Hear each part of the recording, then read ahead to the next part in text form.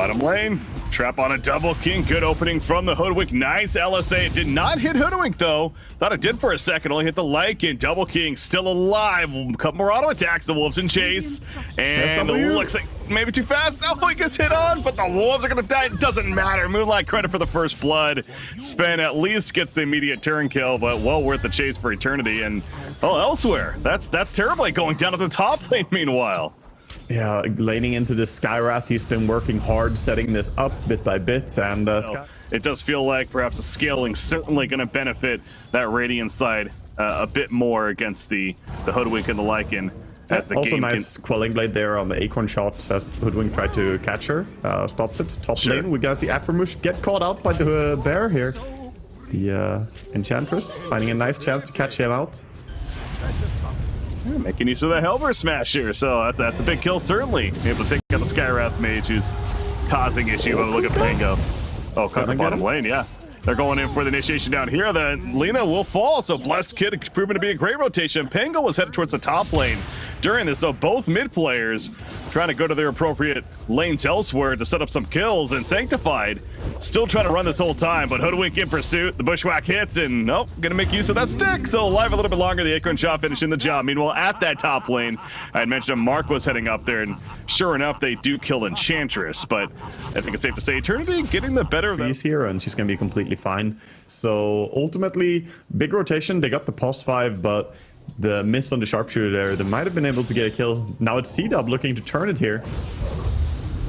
Oh, Blessed Kid. It's like, wait a second, help me. Torrent coming out. Sanctified running a great two-player stun. The Mystic Flare doing damage to both.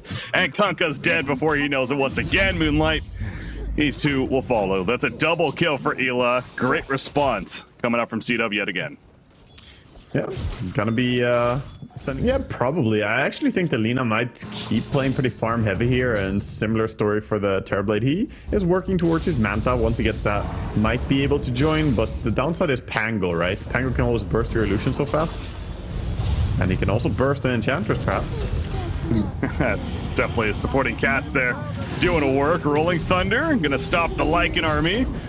Shapeshift has been activated. Sven popping the war cry though. They're killing that Lycan army, and now it's just dead. So Zico by himself, somewhat. He's trying to run down the Skywrath, spawning some more wolves. Ela nearby too though. Moonlight gonna try to finish the job. No, in fact, Moonlight goes down to the Broodmother, and Skywrath able to kite the Lycan that whole time. And Lycan just having to give up and go elsewhere. So you got the Manta, sure, that's expected on Terrorblade. He's queuing up the Eye of Scotty next, which definitely a typical item. But is this game in the state it's at, does he need a BKB as well? You want BKB for sure to be comfortable, but the issue is you need to build stat items, as we see mid again, Eternity getting caught out. Oh my god, and a solo kill top. A solo kill. Yeah, okay, solo kill by the Greaves, Broodmother top as well. Not really the build that is angle, and also the armor from Sven is going to make it difficult for the TB to kill stuff. And the movement speed from Sven is a big thing. Combo onto Skywrath. Gonna miss the silence. He is silenced up, so he's kind of running away for the time being. Not silenced any longer. Enchantress though getting blown up and eventually will fall. Ela on the back lines going for that Hoodwink. Kunkka realizing his team is falling apart and he's continuing to try to run. Ela still chasing the Hoodwink and will finish the job onto him. And you got the Metamorphosis activated by Terrorblade hiding in the trees, but now he's in a bad spot. Disarm, stunning up. Can he get his ulti off? No, he cannot. No Sunder for the Terrorblade, the LSA, as well as that Laguna Blade coming out from Double King as he shows up. And that overall for CDUB, yeah, why would they stop? They have the Aegis for Lina. Still another minute plus remaining. They're going uphill. They understand that this solid lead that they have, and they're trying. Okay, yeah, good flank. Terrorblade in the front lines. Terrorblade going to be stunned up initially. They're going for the kill gliders on him, and Bandistyle, he's barely alive as the LSA hits. Gets the force step away. Pango's in the hit, but in the flank, speaking of that, Skywrath was picked off. You do see Blessed Kid holding his ground too. This BKB activated a buyback from a Skywrath mage. Gonna try to teleport it and get there as soon as he can. Sharpshooter not gonna do too much there from the looks of it though. And Kunkka's dead, and that means he's out for another 70 seconds. So, I mean, it was a chance. They got a good flank position. They gave themselves a slight opening, but Terrorblade was having too much trouble doing much in that fight. Yeah, I think maybe TB could have turned it around if he immediately sundered his Enchantress there, who was popping the heal and standing right next to him. Thought he was going to go for the sunder on her and just try to join the team and fight, but both of them got zoned out instead. Pango actually ended up solo killing the Hoodwink and, or the Enchantress, sorry. And yeah, everything is just game collapsing over here. at this point. I know it's not official, but let's be honest. It's basically GG as the Mega Creeps are spawning, and they're pretty much pushing all the way to the fountain of CDUB as they can. The Aegis gets reclaimed there, so Double King needed to be a little bit careful. However, gets caught and is going to get killed, actually. Has a buyback, but slight overstep of sorts from the side of CDUB. But with the game state, certainly a mistake they can make. Yeah, that was really close. Fine. TB now gonna get chased down by the second Pango ulti coming in.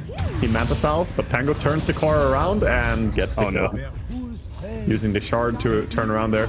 Lina going down, by the way, was really clutch as well. He was getting force staff by Sven, but Hoodwink landed the W and pulled him out of the force staff. Nice. Oh, Terrorblade comes back in. He buys back, teleports right into a stun. However, Sanctified, the support Sven, doing his best to survive with that war cry. It's not going to be enough, though, and eventually gets run down. So, Eternity hanging in there. They're giving themselves a shot of sorts. Gonna say we're not going down. Unable to dispel the war cry with enchant in this game. So, something I didn't think about earlier is that you definitely want that shard, because then Ench can't slow people at all. Oh. Enchantress is dead. Also can't slow people when she's dead. Yeah, I mean, yeah, Enchantress, not necessarily to his fault, just really hasn't been able to have much of an impact on this game at all. It's been a very rough situation, as we've been talking about right there. And they just burst down Lycan, using Laguna Blade to help do so. BKB for Blessed Kid. He'll just run away with it for the time being, as Terrorblade has a meta pop, but he too is also far back as they lose another support. So now it's time for tier 4 towers. And there's that Meteor Hammer once again coming into play, gonna help the guild these towers and open up that Ancient. But again, the end once again is near, and a 1-0 lead for CDUB is looking inevitable now. Yeah, they're gonna finally close out the throne here. No way to stop it. Broodmother stands right on top of it and starts attacking. And I think, for me, the summary of this game is that if you draft that much late game and that much right-click damage, and then just get countered by Guardian Greed response, but yeah, no tango share yet, actually. Okay, there we go. Waiting for that eventually.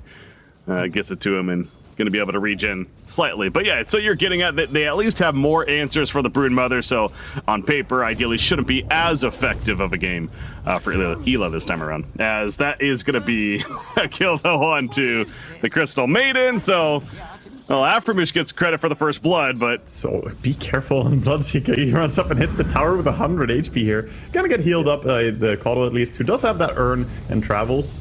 Trying to activate here on bottom lane. Uh-oh. Oh no, Bloodseeker, be careful. He is gonna be fine. Got it, he steals up, and Mark's actually gonna end up dying. The auto attack hits in. Now, Bloodseeker did go down to the Tram Protector, actually. So it is a trade there of sorts. And speaking of the tower, remaining be #1 in net worth, pretty much guaranteed at this stage of the game. And he is doing his job. And now trying to activate and run around and gank a little bit. We're going to see him go on the Treant here. And Solar Bind, you can't really move that much. I think this is just a solo kill. Yeah, it should be. The Illuminate's going to come through, and yeah, no chance to survive that at level 4. That's a lot of damage that Treant Protector having to accept right there. So yeah, the ganking Caudal goes There's top a using that stolen farm. charge though. Look at Rubik coming in hot. Rubik, zoom, zoom, zoom. I love the animation for him charging. Kind of hilarious. He gets the bash there, and there comes Ursa with the follow-up. So making great use of the Spirit Breaker still. Not an ability you'll see stolen too often, but Rubik definitely getting the kill with it. Wow, and getting Illuminate level 4 is gonna work out really well for him, I think. And maybe he can go back for Greaves later if he wants it. Now we'll see what he decides, but that Orchid's certainly going to be first. It makes sense, as you're pointing out there. Speaking of the Brood, though, they're going to go in for a kill. There is a TP happening. Nether Strike pushback, the Blinding Light as well. The Illuminate coming through with that Spirit Vessel on top. That proves to be an easy kill for Eternity. However, will it bite them in the ass? Mark is here with that Haster, and so there's the turn on a Spirit Breaker. He wants more, though. He's hunting for more. There's no tower here. He wants the Coddle, and Coddle's caught out. Frozen in place thanks to Rubik. And that Frostbite that he stole with the Bloodstone activation to Mark, even healing on up. So Coddle's still alive. This is a fast hero. Almost running at 500 movement speed currently, but it just doesn't matter. It was inevitable eventually. Gonna get run down. So good find on the Coddle, and he's out for another 40. Takedown, and this is just Leshrac finding, you know, moments to connect as well with this Bloodstone. He's gonna have full uptime, never has to go to base. His mana is fantastic now. Mid CM might be in trouble. Jesus, the range on that Frostbite. Yep, he's just dead. And also Moonlight going down to the top lane. No, they were setting up a kill. It looked like they're trying to make a play at the top lane, and eventually Spearbreaker falls for that. But let's take a look at those odds. Back to the tower, but with Fortification being used and Spearbreaker charging in. However, he just quickly runs away. So it's like that. Is Eternity actually defending here? I don't know. I mean, they're kind of. There they are. Another strike in, Ursa. He's the focus, has that array, can't use it yet. It's going to be coming out in a second, though, as the Overgrowth hits multiple heroes, I believe 2 or 3. Spearbreaker, he's just dead. However, the Illuminate, that's going to do some good damage, but the Bloodstone active onto Leshrac, able to take out Crystal Maiden Ezekiel. Not sure about that, buddy. You were by yourself at that point, so it's a great opening, but there is 0 follow-up. He just melts. Yeah, and there you go. It is going to be for the Ursa. Oh, that region. So the dream. Full mana. Why not? Yeah, using all those mana there and about half life. It's like, yeah, I'll just pick up this thing that gives me full life, full mana. No big deal. So there he's good to go. Again, with that Yule's finish as mentioned too. Bottom lane, Bloodseeker, life continues to be difficult, unfortunately, for the side of Eternity. Broodmother might get caught for this, but no, Ursa just melts Crystal Maiden immediately. And then Broodmother is fine, especially with the big bear showing up. On Ursa, that's the point where he really becomes a counter for the Bloodseeker. Look at top now. They're trying with Arena. I guess they want the Leshrac. We saw the last Arena. This time a little bit better because the team more ready to initiate follow-up. Oh, but the stun hits on a Spearbreaker as he was charging in. Mars is dead, and so is the Spearbreaker. The Overgrowth as well coming out. And what looked to be a decent opening from Mars, not so much. Rubik barely healed up enough to stay alive. He stole the freezing field. He's going to activate it, more of an intimidation factor, but a triple kill for Double King on that Ursa, and now the tower. As casters, we usually really favor them in terms of just the lineups that we have, is that they have not always executed it flawlessly, but here in this series, they're looking like the stronger team by a mile. They're just dominating this. Absolutely, and that's going to be another quick blow up on the Crystal Maiden, so she's out, no buyback chance. Here's the Mars initiation, but Spearbreaker's also dead, so suddenly you're doing this in a 3 versus 5, and it's going to get worse as the Overgrowth use Blink on the Treant Protector. That helps to get pretty good positioning. Mars is dead, and now they're focused back on the tier 2 diving tower. for the Coddle, and get him too. Oh, sure, why not?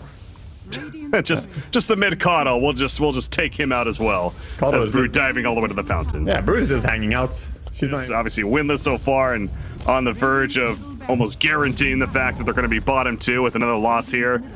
Well, it's looking like that's going to be the case. But on the positive side of the storyline here of the series, I mean, CDUB does look good. They are drafting very well. They adapted their draft appropriately in multiple aspects, and they continue to be a team that's like, we're still not sure. I mean, they have potential to be a top 2 in the end. This is definitely a result that's going to help them at least get one step closer to having that chance. Yes, CDUB are, I mean, they're delivering. They're doing what they need to do here. This is good Dota, and GG gets called, and that's going to be CDUB taking down Eternity.